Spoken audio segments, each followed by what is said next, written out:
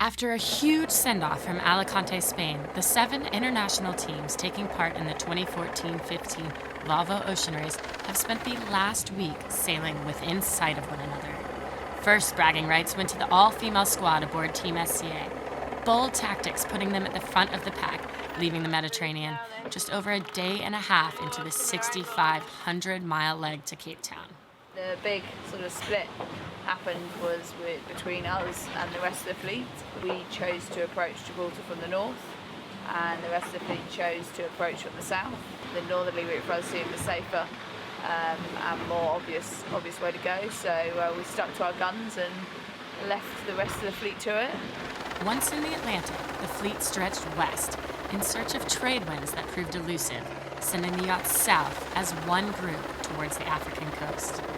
It proved to be a baptism of fire, the yacht sailing into rough conditions, the reality of life on board a Volvo Ocean 65 starting to hit home. It's really tough. When the boat is going in the water, you just fall, you just bring water with you. It's kind of intense and hard. To do the Volvo Ocean Race is still my dream, but after I got it, I realized it's not a real dream, it's not a beautiful dream, it's a nightmare. Rough, 24 hours. It's only day. Don't even know what day it is. The tough conditions take their toll on people as well as equipment, calling for some running repairs on Brunel. We didn't do anything, it just snapped. We were just sailing straight line. A little weird. But when living life at the extreme, keeping a sense of humor helps. This is Al's Ocean Diner.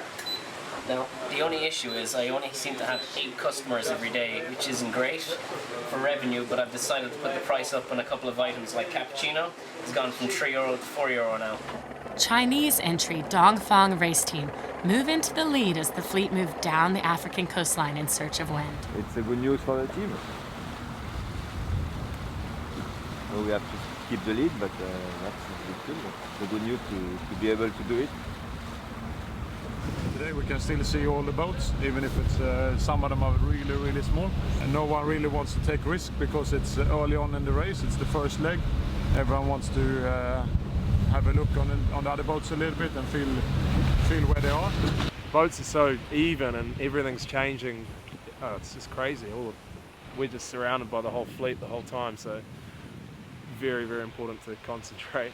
The job of navigator is difficult because if you do some mistake, everybody is pointing you that you are going the wrong way. So it's not so easy. With nerves frayed from lack of sleep and the intense competition, a visit from the Spanish Navy provides a much-needed boost in morale. 6 days into the leg and the teams are within sight of the African coast, waiting for wind that will help them head west. Normally by this stage you're really trying hard to work west and make sure you're outside the Cape Verdes, but in this situation we're essentially trying to squeeze along and just a narrow lane right close to the coast.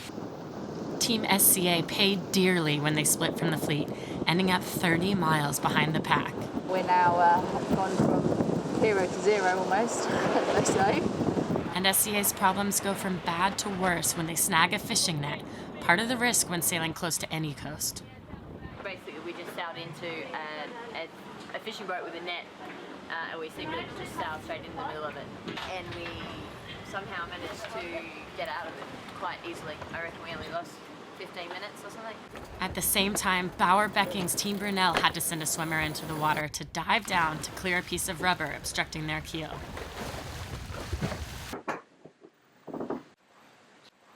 Well, we had a little vibration on the boat, and as well we could just see that the other boats just started slowly edging away. While a sail that won't unfurl properly calls for acrobatics from the Abu Dhabi bow team. But the most serious incident occurred on Chinese entry Dongfang race team, who lost their hard-won lead by snapping a rudder when they collided with a floating object. Okay! I don't know what we have smashed, but the rudder broke very clean. But quick work keeps them in the game, the Chinese using the Cape Verde Islands to claim the lead once again as the fleet complete their first week at sea.